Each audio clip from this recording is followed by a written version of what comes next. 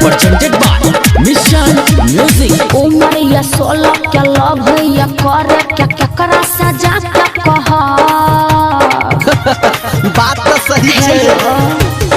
उमरिया 16 के लव भैया करे क्या क्या करा सजा क्या कहा अच्छा पता नहीं लिया कैसा नहीं फील लिया कैसा क्या हम करा जवान झले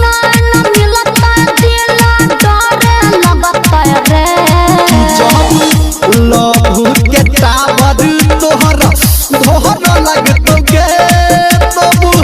छोरा सब अपने पाछा पर लगतो गे जबु लहू के टावर तोहरा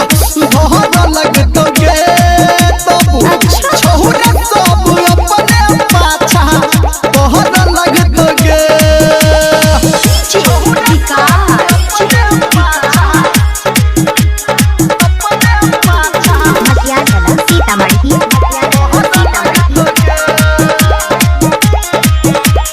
कहे पहले पर खोज करे तबे तो लव के डोज करे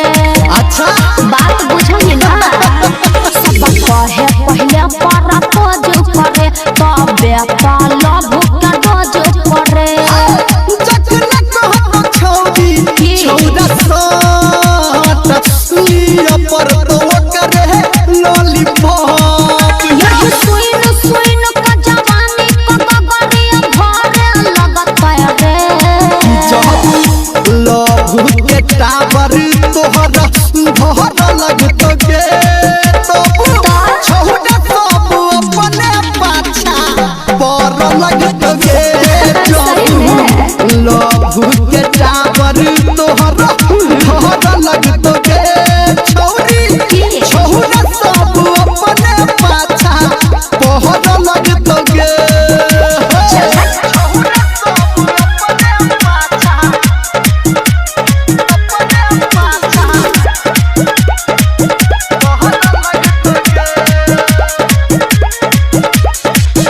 पावर स्टार धर्मेंद्र निर्मला डर लागे बड़ा बदनामी से रे घर में पापा